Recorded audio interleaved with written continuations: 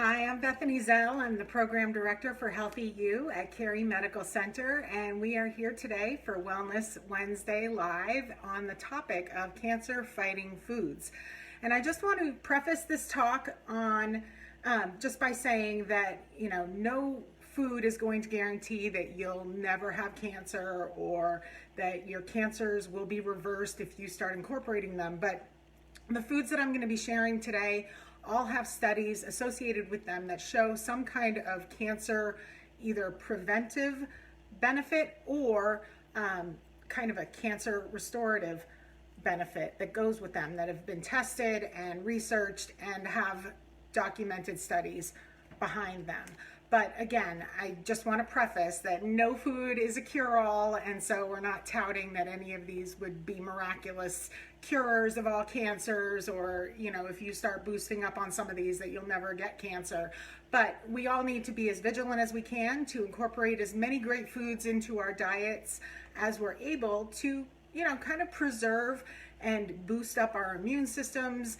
And obviously, when those things are being impacted negatively, they can definitely make us more susceptible to different things that might be communicable, or even just take a taxing toll on our body and have it be really an impediment that could lead to further diseases like cancers. So I'm going to share 10 foods, and before implementing any of these foods, if you've never tried them before and you are in some kind of treatment, just double check with your medical provider. Most of these are just normal things, but some foods can interact with certain medical protocols, so just confirm with your medical provider if you have questions or concerns or have never tried any of these foods before you start implementing them. But we'll start out. Food number one are beans. Beans are really rich in dietary fiber, and they can be very protective against colorectal cancers. Some studies that have been done on this find that people who've had colorectal tumors found that when they consumed cooked beans on a regular basis, it actually lowered their risk of tumor regrowth. Specifically, a study was done on black beans, which is what I've got here, and they were found in the study to block the growth of colon cancer cells by approximately 70%. So that's pretty amazing. So it's always good to try and get a few servings of beans in each week to increase your intake of fiber, and that can always help with some cancer fighting properties too. Just for reference, a half a cup is equal to 1 serving of beans. So if you get 2 or 3 servings a week of beans, you're going to get a really great boost of cancer fighting fiber. You can toss them into a salad. Just throw a half a cup of cooked beans, rinsed off canned beans onto a salad. You can blend up certain beans and make them into dips, adding your own spices to kind of make them tastier. You can also add them into soups or sauces. Always a great way to just kind of implement a little bit more fiber, which has been proven to be very helpful in the fight for colorectal cancers specifically, but fiber is a great thing across the board for many different conditions. So our second food is fatty fish. Always try and incorporate a few servings of fatty fish each week into your diet. That can definitely help and has been proven through studies to help reduce the risk of digestive tract or colorectal cancers. In particular, fatty fishes that we're talking about are like anchovies, mackerel, salmon, which is a family favorite here in our house. We can buy bigger fillets of it and cut them down and freeze them up in individual packs to make it a little more easy. Sometimes you can buy them already single cut up and frozen sealed in the freezers at your grocery store. If you're not cooking for a lot of people, you may not need a bigger cut. So there are a lot of ways. You can even use canned fish to get the fatty fish that you need. And what's in them are essential omega-3 fatty acids and vitamin D, which have all been proven to help fight cancer. Omega-3 fatty acids help block the growth of cancers, and a sufficient level of vitamin D, as we know, can also help improve our immune system in our body. So it's recommended that you get, like I said, 2 or 3 servings of fish each day. You're also going to get that hearty dose of vitamin D, omega-3 fatty acids, and maximize those health benefits of those nutrients. All right, our next cancer fighting food is one that a friend of mine grows locally, broccoli. Broccoli is high in a compound called sulforaphane, which is found in most cruciferous veggies. It contains a powerful anti-cancer property. You can add broccoli into a few meals a week and help reduce the number and size of breast cancer cells. Cruciferous veggies are very anti-estrogenic, and so there are a lot of cancers that are estrogen driven, and cruciferous veggies like broccoli can definitely help. If you can grow it fresh and you can't consume it fast enough, you can do like I've done and cut it up into bites and pieces that I might use in later dishes and then freeze it, or you can buy it pre-frozen. Just be careful when you're looking to make sure that you don't get the ones with a lot of sauces. If you're worried about sodium intake, it's better to always add your own. Also, there's fiber in these guys. We've got some vitamin D, and it also can be associated with a lower risk for colon and colorectal cancer as well, probably because of the fiber that's in there helping it out. So the more cruciferous veggies, specifically broccoli, that we can get, more cancer fighting's happening. All right, carrots are another veggie linked to lower risk of several forms of cancer. These are stomach cancer, prostate cancer, lung cancer. There are cancer-fighting components found in the carrot that slow down or block the development of cancer cells in the body. So trying to incorporate them daily as a side dish or in, sautés, stir fries, whatever. We had an amazing dish last night with with cabbage, carrots, and chicken, and it was delicious. A little bit of tomato paste and some seasoning. Delicious. So you can incorporate carrots. Sometimes I'll shred up carrots into a spaghetti sauce. Shh, don't tell the kids. But you can also just keep them kind of cut up in a baggie or in a little bit of water just to keep them fresh, and just have them on hand for healthy snacks. You can dip them in a few things. Just be careful about adding on extra calories if you're worried about that with too many, the fatty dips. All right. Berries, these are a favorite in our house.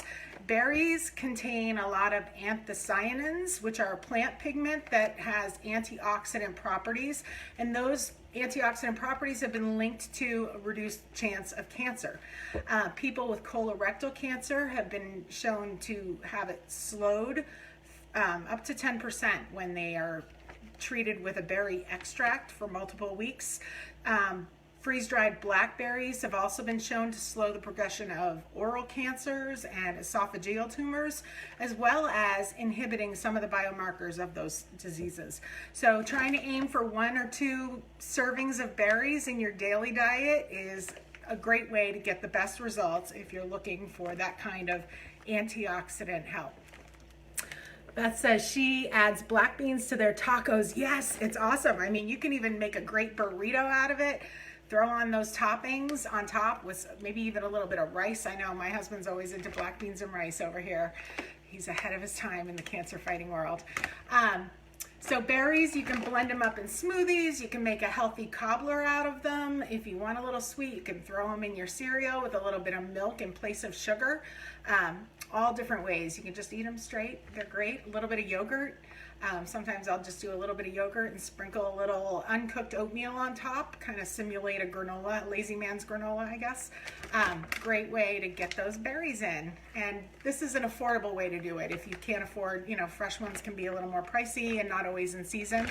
So buying a frozen bagged variety that you trust is great. Great way to get those antioxidants. All right, our next one is a spice.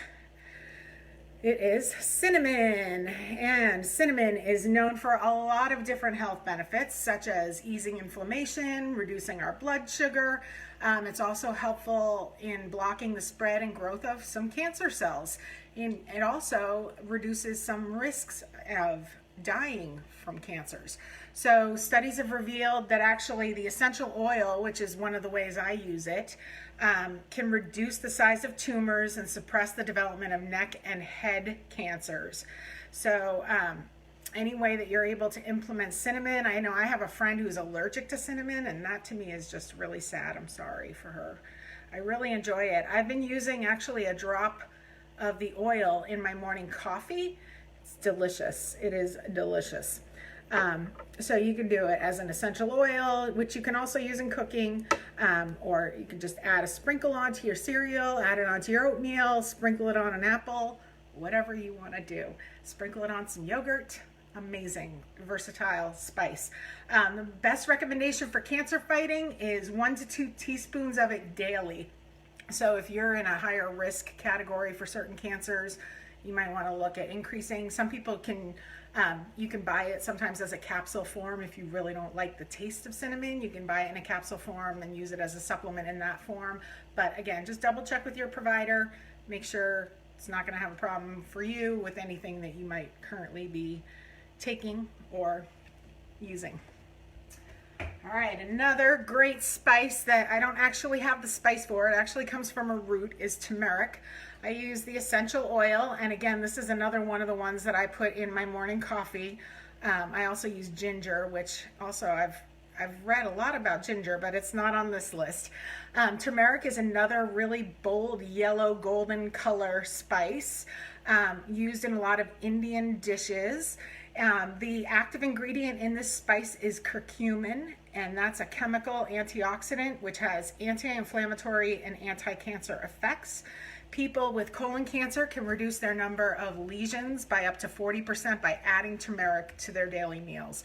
And so if you have the ground spice, you can sprinkle it on. It really doesn't affect the flavor all that much. Like I put 1 drop in my morning coffee with my ginger and my cinnamon. I can't even taste the turmeric in there, to be honest. So the turmeric components target a particular enzyme which is linked to the growth of cancer, and so as a result it decreases the development of those cancer cells. It's also been proven to be effective in minimizing the development of prostate, breast, and lung cancer cells. So the recommendation for cancer fighting is 0.5 to 3 teaspoons of ground turmeric each day. It's common to use it as a, like I said, a boost to the flavors in certain dishes. You can also combine it with pepper, black pepper, to enhance the absorption. And again, I use just 1 drop daily in my morning coffee. And I know it sounds weird, but it's a delicious autumn flavored latte that I've kind of created and customized to my own liking. But it's a great way to get some of those antioxidants in right before I'm even like fully alive and awake and ready to slay the day. Okay, then we've got number 8 is flaxseed, which is something that's high in heart healthy fat and fiber, and it should be and could be an addition, a healthy addition. I keep mine unbagged. I buy it bagged up and I grind it myself, and then I keep it stored in a glass container in my fridge. As we talked about before, fiber can really protect your body against colorectal cancer and reduce the spread and growth of other different cancer cells. Some studies have even shown that a combination of flaxseed and suitable cancer treatments can kill off specific markers that slow the development of tumors and increase the death of cancer cells. So it's an amazing, amazing little seed, actually. I mean, it's just, when this one's all ground up, so it just kind of looks fibrous. You can add it into your oatmeal this way. You can add it into a smoothie. You don't even taste it. Sprinkle it on a bowl of cereal, on your yogurt. Lots of different ways you can do this. Use it in baking. Tons of different ways just to give yourself a little added heart healthy fat and fiber that are also cancer kicking. All right, one of my favorites on this list are citrus fruits. Grapefruits are probably my absolute favorite citrus fruit, but it's been shown that eating some citrus fruits, such as oranges, grapefruits, limes, lemons, can help you reduce the risk of some cancers, especially respiratory tract cancers and digestive system cancers. These foods, all citrus foods, contain a lot of antioxidants, vitamins, and other essential nutrients that are effective in blocking the growth of cancer cells and minimizing the development of other issues. The recommended intake is at least 3 servings a week of citrus style fruits. So, I know we all think, 2 to 3 servings of fruits a day. They don't all have to be citrus. If you can get at least 3 in a week, you should be good. I do just want to show you one of my favorite ways to get my citrus in, because grapefruit is awesome, but I don't always have it. Lemon, I put a little lemon in my water. Look at this massive lemon. This is a whole nother story, but gigantor lemons. So citrus, y'all, it's a great way to get some cancer fighting properties in. Again, you can use essential oils. There are essential oils for different citrus fruits, but because of all the different antioxidants and vitamins, they help kick cancer and lower some cancer risk. And our last food that we're going to talk about today are tomatoes. Tomatoes have something called lycopene, which is a component that really is responsible for why tomatoes are so bright red in color. But that lycopene also contains a lot of anti-cancer properties. So an increased consumption of tomatoes and lycopene, and by default lycopene, can also really contribute significantly to a reduction in the progression of prostate cancer. And that's a study that's out there through NIH that they've done extensive studies on. To help enhance those anti-cancer effects, you should use 1 to 2 servings of tomatoes daily if you're struggling with a higher risk for prostate. And it doesn't matter if they're raw, it doesn't matter if they're cooked, if they're in a sauce. The effects are equally potent regardless of how you consume them. So you can do a lot with tomatoes. You can put them in your pasta dishes, you can make sauces out of them, salads, soups, slice them up on a sandwich, go with Beth and make some taco kind of filler, add some tomatoes on top. Delicious. So lots of different ways to get that cancer kicking lycopene into your diet. So, just be creative. Try and find ways to implement as many cancer, and this is not an exhaustive list. Just find some ways to implement some cancer fighting foods into your diet on a regular basis. And again, no food's going to be a cure-all, but hopefully the more nutrition that we're boosting our body up with, the better fighting we'll have within our bodies if we do face diseases or illnesses in our lives. The more that we protect, the more that we'll be kind of ready when we get hit. So that's all for today. I hope you guys will join us in May. We will be live on May 13th and May 27th. Our theme for the month of May will be mental health with Healthy You. So all of our programs will be focused around that topic, and I feel like that might be a little bit timely in light of our current situation in the world. But I hope everyone is well, and we will continue to talk a little more about cancer as we wind down the month of April, and look forward to seeing you all again. Have a great day.